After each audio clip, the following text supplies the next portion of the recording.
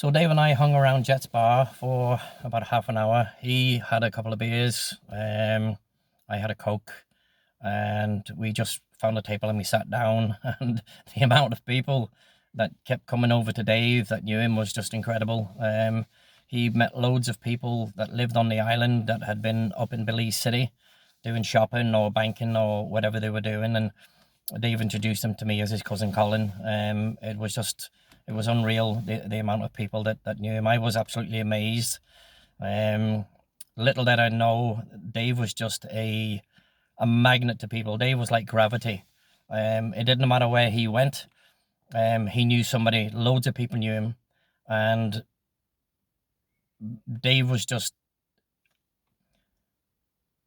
Once David started speaking, once he started talking and stuff about his experience and that, you sat there, and you didn't speak. You listened with awe, and I was like that with Dave.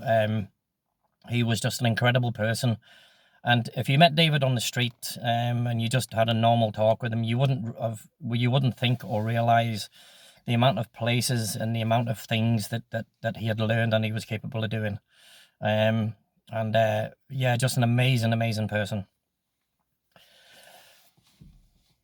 No sooner than we kind of sat down and just had a coffee, and a Coke, and a couple of beers for Dave, the time flew by. Everybody that Dave met, they sat down with us and they were talking, and they were telling them where they were going and what they were doing and where they were coming from. And Dave automatically switched from talking English to Creole, which would really, he just sounded like he was a black guy, basically, to be honest, and Caribbean Creole. And I was just like really taken aback by this.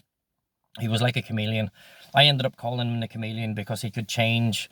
He could change his facial features. He could change his speech. He could change his accent. He could change his demeanor. And I used to crack up a lot of the time because I didn't really have a clue what he was talking about when he switched accents.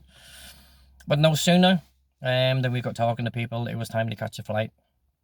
And so again, we went through security, and then we went out to the small aircraft, and it was a 172 Sessna, and there was 6 of us on it. The pilot and 6 passengers, and our bags were loaded in, and the aircraft was so small that and I'd never been on one. I'd only seen these things on TV. And so the pilot faced into the wind, so he turned and he faced into the wind, and he gave it the throttle, and he waited until the power built up, and then he took off. And as soon as we lifted, we started bopping up and down. It was like being on a fucking roller coaster at Disney World. And that was one of the times that I got afraid with the thermals. So we eventually climbed up to I don't know, about 3,000 or 5,000 feet or something like that, and I just sat glued looking out of the window at traveling from the airport over the jungle, and then eventually out into the Caribbean Sea, and the colors were just unreal. Turquoise blues and white sand, and then dark blue, and it was just incredible. And all the little islands down below that were just dotted around, they were like emeralds. They were just like emeralds set into the blue ocean. It was incredible. My heart leapt when I saw this, and I just couldn't believe where I was. I couldn't believe it. I couldn't believe that Dave had bought me a ticket, and 4 days later, 3 or 4 days later, I was heading out to Ambergris Caye. My life was just flipped. It flipped on a coin, and the best was yet to come. So we flew. We could hear the pilot chatter. The engine, the single engine Sessna, was very noisy. My heart was beating like a drum. I was definitely worried that we were going to crash because of the thermals and the just jumping up and down on that little plane. And Dave was just sitting. He was just leaning forward and talking to the pilot, whose name was Mike, an American guy. And Mike was a really nice guy. And him and Dave were just chatting away and stuff. And I was glued out of the window just looking. And then before we knew it, then You could see San Pedro, you could see the island, and Mike just put over the intercom that he was beginning his descent into San Pedro town. And as we got closer and closer, the bottom of the island was jungle, and then all of a sudden, this town appeared. It was just absolutely gorgeous. You could see all the docks and all the piers. The ocean was very. You saw the reef running up alongside it. It was an amazing sight.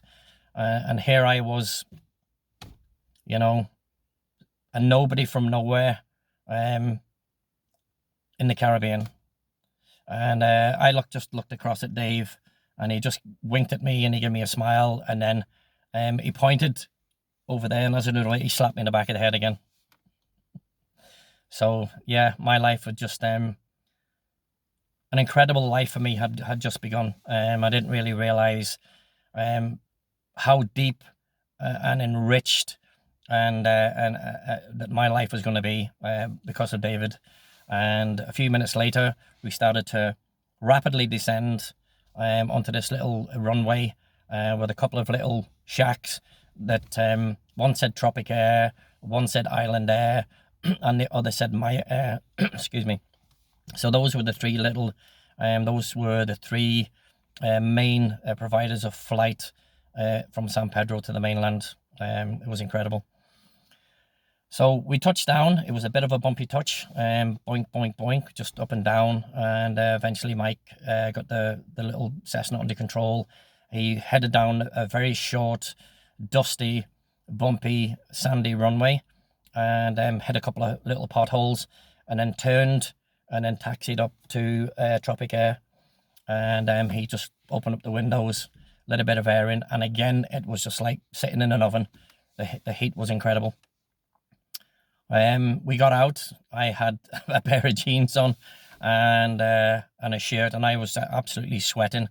Whereas Dave had put his shorts on, he'd put his trainers on, and he'd put a t-shirt on, and he just looked like a little pig in shit. He was as happy as anything. He dropped his shades. He got out. There was a couple of little. At the time, I didn't know what Belizeans looked like. Little Maya people looked like, and to me they looked Mexican.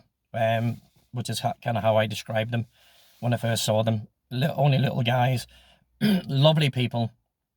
Dave called Miguel over, and Miguel was a taxi driver, and Dave pointed to the bags, and Miguel picked them up. I just held onto my rucksack.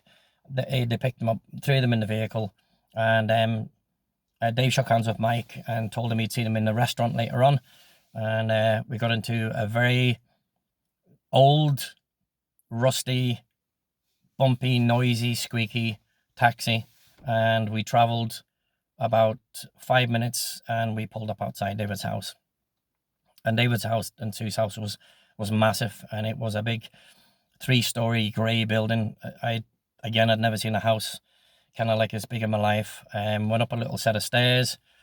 Dave took the luggage, paid Miguel a few dollars, and we went in, and we just went into a room that felt like me to be freezing. They had air conditioning. Again, I'd never seen air conditioning. I'd never experienced air conditioning, and I was fucking glad that David had air conditioning. And Sue was in the kitchen. She'd made some coffee, and there was another woman sitting with her, a woman called Amanda, who I later found out was David's dive secretary.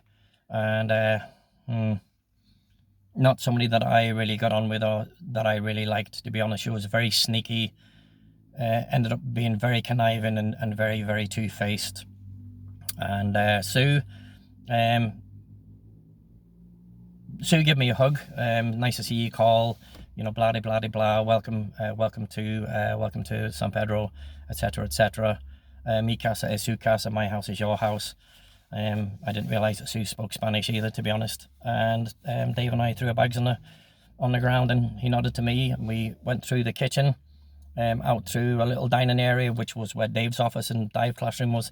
He opened the door, and we were out on a little balcony. And about 50 metres away was the ocean.